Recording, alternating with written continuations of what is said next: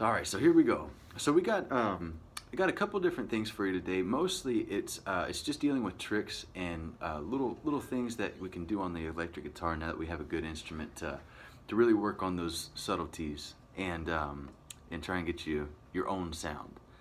So one of the things that we were working with was an exercise, and we actually applied this to a video, and it's called Elite Backing Tracks. And that's the YouTube channel. And what we did was I want to say it was a smooth jazz in F minor. I want to say it was like a red title. So we can take a look at that. Now since it's based in the key of F, I'm going to base all of our licks and tricks that we did out of the key of F. Now we were doing a half step bend earlier, and that's just whenever you hit a note and then try and bend to that note. So, and also the exercise is to hit it and sustain it.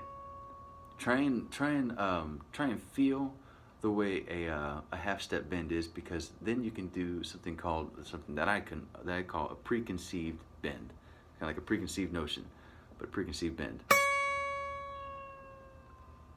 So it gives you kind of a cool intro to a riff, especially if you're kind of running out of ideas. You can just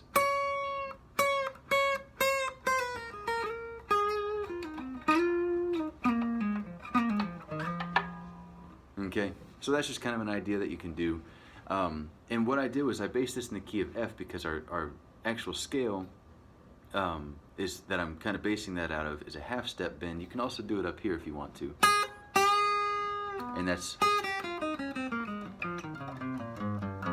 just the root position cage system that we knew for a long time. All we're doing is we're just doing a half step bend within that. The other one that I'm basing this out of, because we're going to use it in a second, is out of this scale.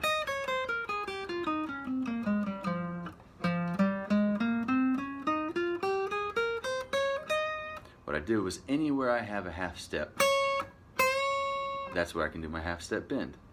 Half step bend. Now, what we're going to do is we're going to use a whole step bend, which is the same exact method. You're just going to go back 2 frets. We're going to use the root this time, which is F, and then try and bend up to the F. Once again, you're going to try and memorize that muscle memory, and then, that one you can kind of doodle around with. I think that was on a song.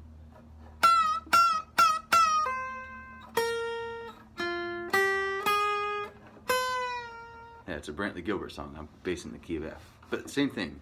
And that's the trick. You try and study as many solos as you can that really catch your fancy, and then you try and apply those little tricks and licks that they do, so that way you can get a better idea of how you can start playing.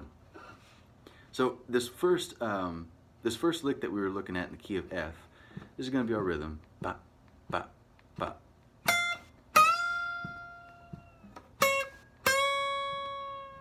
Now I kind of went against the rules and I used these 2 fingers. That's because my fingers are strong. I can kind of do that.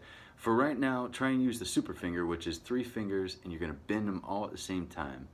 If you can do 2 fingers at the same time and bend up like that with embracing the first 2 fingers, then you got it. You can have flexibility with that. But that's in the key of F.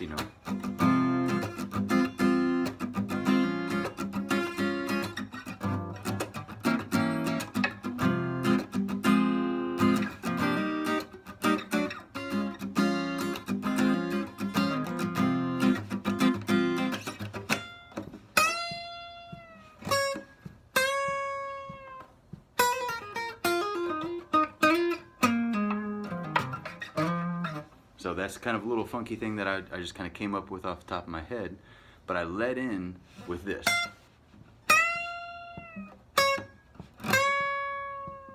Okay, and then you can kind of go wherever you want to from there. The other thing that we took a look at was intervals. Immediately applicable, if that's the word I'm looking for, intervals that we can start to take a look at. Now, most intervals that you want to use are either fifths or thirds or octaves. They're kind of like the guitarist go-to, any instrumentalist go-to really. But for right now, we're just taking a look at fifths. Fifths are always going to be like a power chord. but you're gonna break them apart. Same thing here, same thing here. Now it gets different, because you can't go, that just doesn't sound right. Sometimes in the right context it might, but that's the fifth that we're looking for. It's gonna be 2 frets apart as opposed to just 1. So 2 frets, same thing here. So let's take a look at a riff that we kind of discovered today. It goes, that's just practicing your fifths. You can do the same thing right here, but it's going to be all the same shape.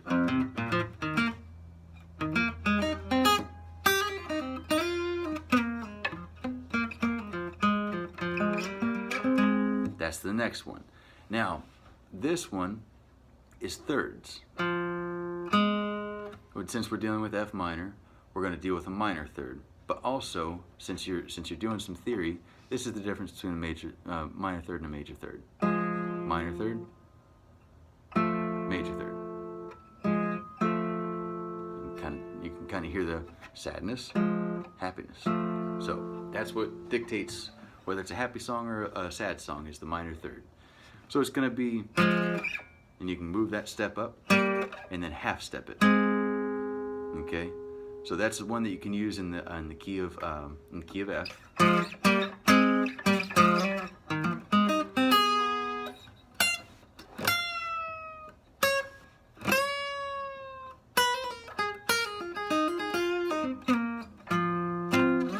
So those are some great things that you can mess around with.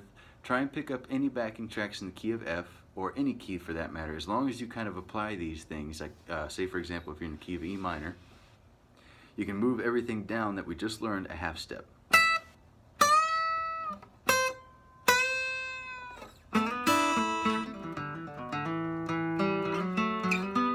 thing you have to watch out for is the open strings.